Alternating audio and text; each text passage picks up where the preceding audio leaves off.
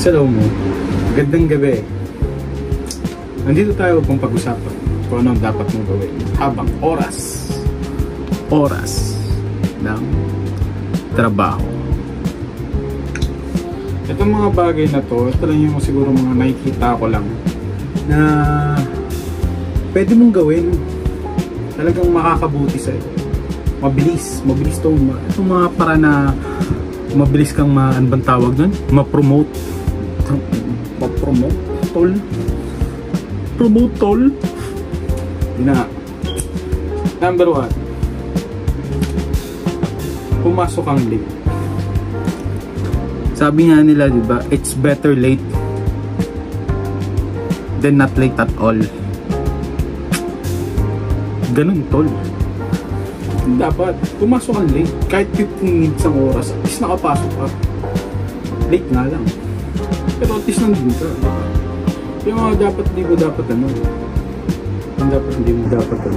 yun yung mga dapat mong gawin. Pumasok kang late. Number 1 yun. Number 2, tol, tumae ka habang oras ng trabaho. Isipin mo yun, pre. Tumatay ka pero bayad ka, diba? Tumatay ka habang tumatay ka, binabayaran ka ng kumpanya. Ganun kalupit yun, tol. Tatay ka pero bayad ka. Pero gagawin mo, hindi dapat yung mga hindi dapat yung mga 5 minutes na nagmamadali ka. Yung mga abutin ka ng mga 1 oras sa pagtatay. Ganun dapat. Diba?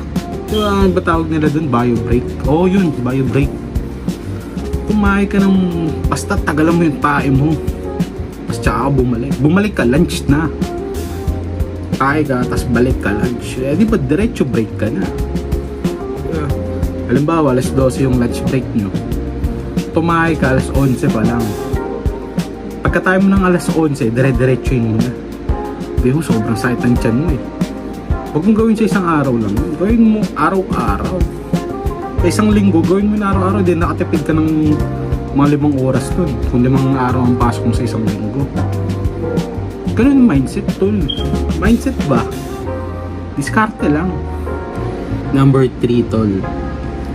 Matulog ka habang oras ng trabaho. Matulog ka ng naka-shades. Pag shades ka habang tatrabaho, malapit yun. Tapos naka-hoodie ka pa. Teka ko ako hoodie. Wala. And tol, matulog ka na naka-jacket. Kung sa opisina ka naman, tapos matabi, patulog ka ng naka-jacket. Discard dyan, pre. Ganito. Yan.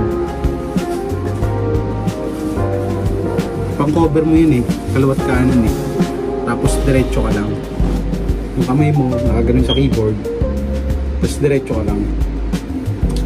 Kung gaganon, mahalata ka. Ganyan lang. Practicein mo, pre. Sa bahay, practicein mo nakaganon ka. Ganyan ka lang. Practice ka lang na nakaganyan. Patong mo lang sa keyboard yung kamay mo. Tapos diretso lang. Katawan mo diretso yan. Practice mo yun, pre. Practice makes perfect. Nagawain ko kasi dati yun Gawin mo yan. Makatipid ka ng 1 oras.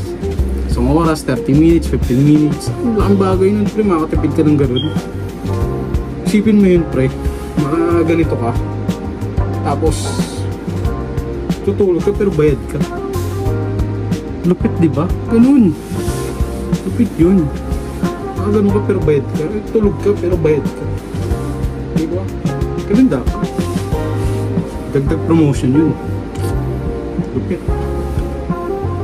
Mga pre, yun yung mga 3 bagay na pwede mong gawin habang oras ng trabaho. 3 bagay lang muna, mga basic muna dapat natin ituro. May mga susunod pa, pero ito lang muna mga basic na dapat natin practice para mabilis ang ating mga promotion. Okay. Maraming salamat. Susunod ulit.